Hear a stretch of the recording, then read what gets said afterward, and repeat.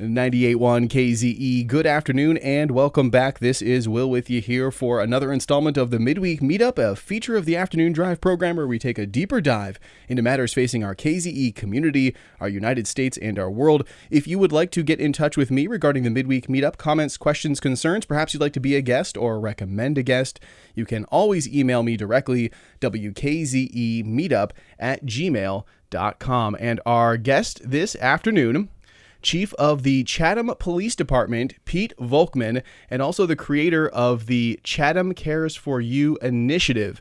Chief Pete Volkmann, welcome to the program. Well, thank you for having me. Appreciate it. Thanks so much for taking the time to travel all the way south here to Red Hook and spend some time with us here at KZE.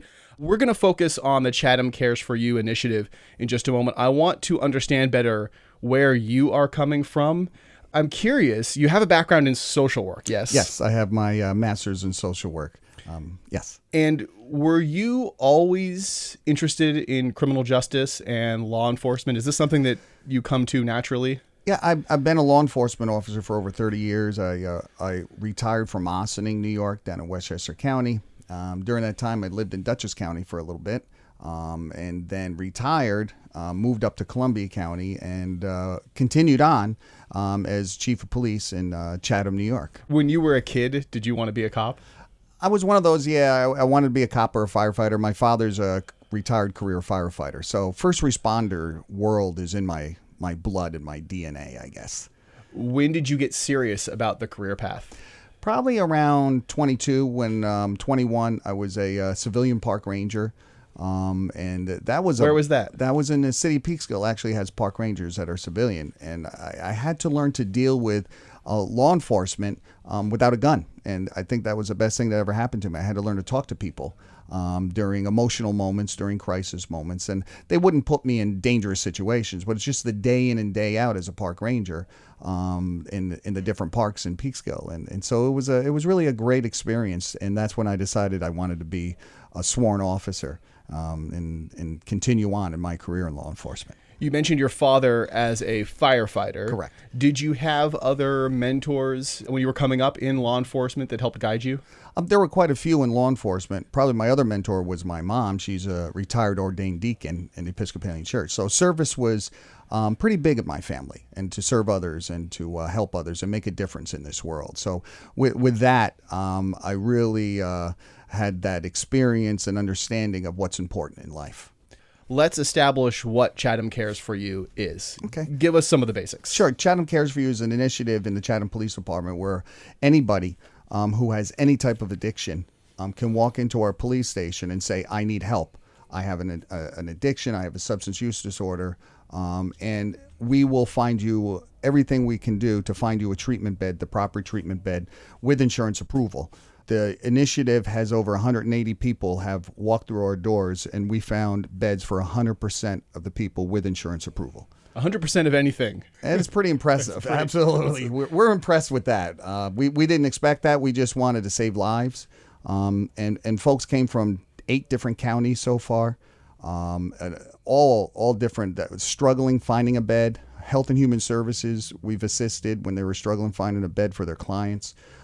We just seem to have found how to navigate the dysfunctional systems that are out there in recovery. And they're just fractured and dysfunctional.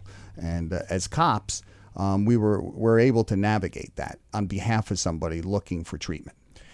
Have your views on how to deal with addiction and substance use disorders, have they evolved over time? Have you always been inclined to deal with the problem in a more holistic way like you are now? That's a good question. And I've come out of the shadows to say I'm in recovery myself. My last drink was September 2nd, 1995. So recovery works. And I think people need to hear that there's a lot of wonderful people who struggled and are in sustained recovery for a long time and long-term recovery. So I kind of knew about it, and I became a social worker because I specialize in helping first responders who've been through horrific calls and to deal with the psychological, emotional aspect. So in doing that, I also help a lot of first responders who are struggling with their substance use disorder, get them into treatment. So I was going to ask, is that a vulnerable population? Very vulnerable. And part of my struggle with alcohol was I had to deal with the traumatic events of people over time is because I'm an EMT. I've been riding ambulances since I was 16, and people don't really understand the human trauma that occurs that affects first responders greatly. And it's not always the big stuff; it's the little stuff of human interaction and seeing what happens. So I had an understanding of the world out there of recovery from my experience, but I also had an understanding of trauma and how to get people into different treatment. So with that, it just came natural to me with this initiative. Our guest this afternoon for the Midweek Meetup on 98.1 KZE, Chief of the Chatham Police Department, Pete Volkmann. You can learn more about Chatham Cares for You when you visit their Facebook page. It's facebook.com/Chatham Cares for You, and that's the number 4 and the letter U. Now, where did this idea come from? The basic template that you have for this initiative? Sure. In my community, 4 young kids, they're still all kids to me, 4 young kids died in a 4-month period of an opioid overdose. One of them I knew very well. I was his coach. He meant the world to me, and it devastated me. And at that point, I decided I had to do something. We were having forums. We're still having forums. People are talking about it. And 2 years ago, that's good progress. People are discussing absolutely. The issue, but it's not enough. It's not enough, and I always feel as police chief, community conversations will lead to community solutions, but you have to do something. So I researched and found a little police department in Gloucester, Massachusetts, followed this model of people walking in saying, I need help, and then finding treatment for them. I went and visited Gloucester, met with everyone there, and was very, very excited to say, wow, we could bring the Massachusetts model to New York. We brought it and realized how Massachusetts deals with people who need help in treatment is very different than New York. So we had to learn the New York system of you need to have insurance, how to get that insurance, and the treatment centers, and what insurance they take and what insurances they don't. And we just had to learn over a 2-year period. We've really become experts. Our officers become experts in this system. How much, or I should say, was there pushback from the local community? I'm assuming you made some sort of an announcement. Correct. That there was going to be a change in policy. Correct. Was there pushback from the local community? Was there pushback from New York State government, or have you heard from the federal government? There has been pushback on individuals in the community organizations, government organizations, law enforcement organizations, because what they did was that they're still believing what was given to them, and it all started with Richard Nixon when he coined the term war on drugs. And that created a war mentality with local police and their community members. And then the other piece is Nancy Reagan, just say no. And she made it seem so easy that people can just say no and just stop. And I always say, how many of us out here have tried to go on a diet and it didn't work? Well, you should just say no to muffins. You should just say no to Coke and Pepsis and all that sort of stuff. I'd like to say yes to muffins. Yeah, right. Same here. I struggle with that. But so stopping something in anything isn't easy, let alone something that the medical community has said changes your brain chemistry to cause you to, and your dopamine and all kinds of stuff like that, to causes a craving for it. So seeing that, there's people who still go back to just say no, war on drugs, they're the bad guys. It feels to me like America is addicted to the war on drugs. We've been behaving the same way for 30 plus years and expecting different outcomes. Correct. We've had the Rockefeller drug laws. We've had laws where we put drug dealers away for decades. And that doesn't help. So we've attempted so many ways to arrest our way out of this. And so now I stand before the community saying we cannot arrest our way out of this. That is not the answer. There has to be something else out there. And that's why I created this initiative. Did you receive pushback from your own officers who have been trained to do one thing a certain way for a number of years? I kind of knew that was going to happen, yeah, and it is. And even to some officers still struggle to this day at times. They have an open mind. They see the success that we're having and the differences we're making with individuals and their families. But it's still a struggle for a lot of people because we go back to just say no and war on drugs.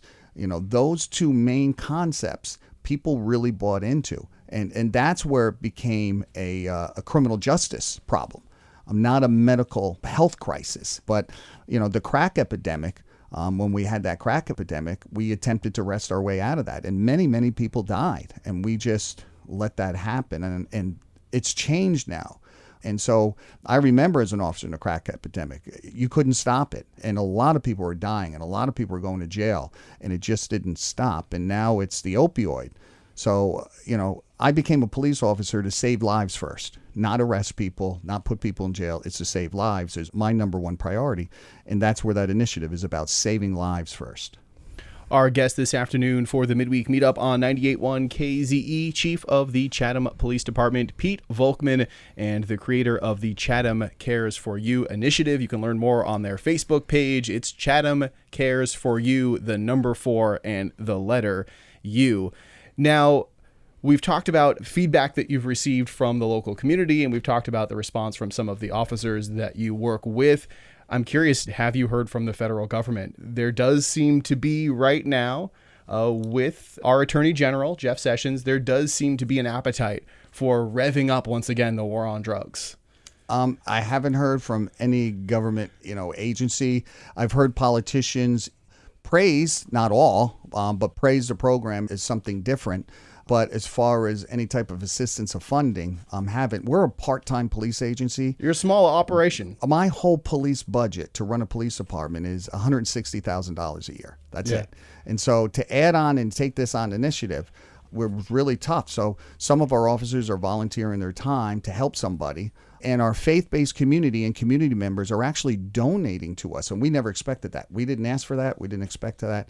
So it's kind of cool to see how the community is really coming together now with the initiative and supporting it in many, many different ways. So walk us through how Chatham Cares for You works. I understand that someone can come in off the street and come to you and say, I have a drug problem. Absolutely. Where do we go from there? From there, we sit down and we take time with the person and their family. What we've learned is every person is different and their recovery is different. So we get to know them and we spend that time.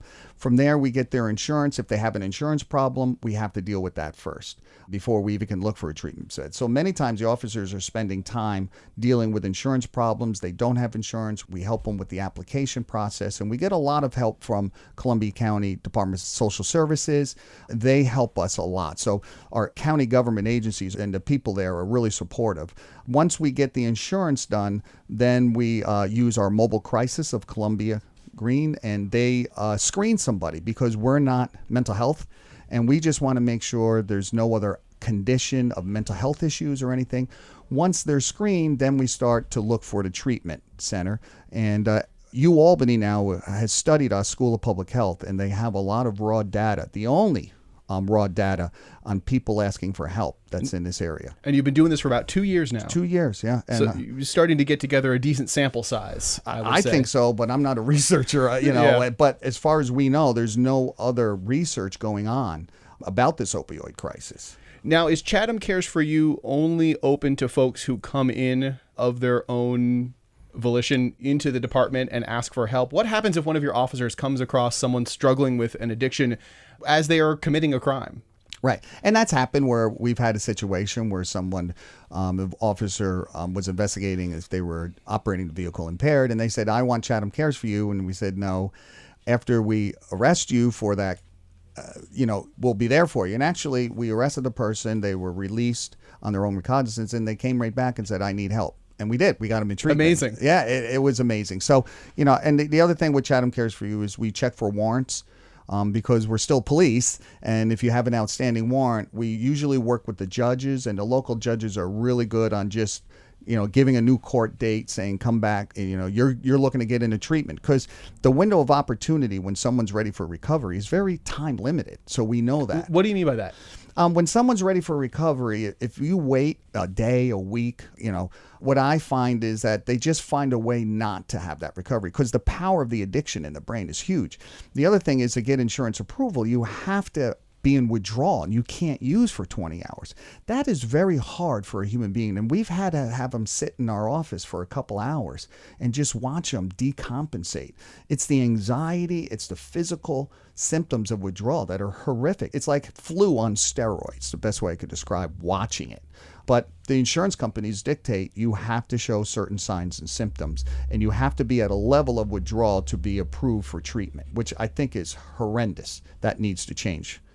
So we're just about out of time. I do want to wrap up just touching on where you think the Chatham Cares for You initiative will be maybe 6 months from now, a year from now. What are the plans going forward?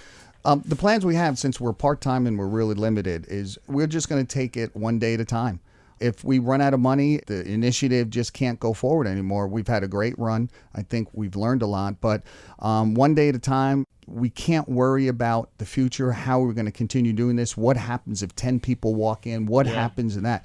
When a person walks in, they're the priority, as any police call would be. Could this go Columbia County wide, or could it go, hope of hopes, statewide? There's a lot of police departments now that are inquiring about it. And there's already many police departments. I think there's about 30 police departments in New York State that are following this model.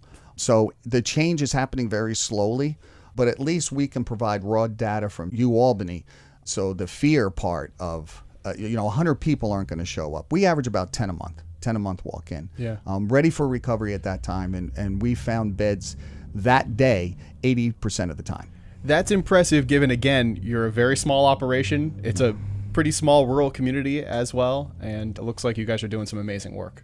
Thank you. Thank you so much. Thank you so much to our guest this afternoon here on the Midweek Meetup on 98.1 KZE, Chief of the Chatham Police Department, Pete VOLKMANN. You can learn more about the Chatham Cares for You initiative. Visit their Facebook page. It's facebook.com/Chatham Cares, the number 4, the letter U. Pete VOLKMANN, best of luck with all of your work. Safe travels. I hope you will come back and see us again soon and give us some more information and an update. Absolutely. Thank you for having me, and hopefully we'll be speaking soon. We'll see you down the road. Alrighty. It's 98.1 KZE.